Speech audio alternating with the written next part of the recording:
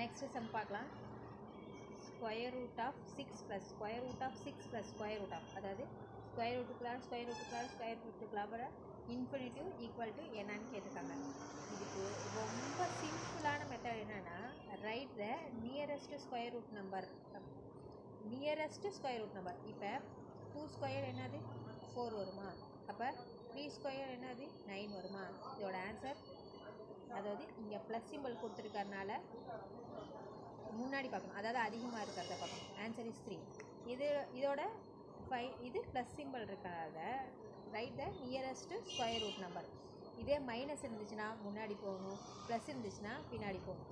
இப்போ 12 + 12, அப்போ 2 ஸ்கொயர் என்னது 4, 3 ஸ்கொயர் என்னது 9, 4 ஸ்கொயர் என்னது 16. அப்போ இதோட ஆன்சரு 4.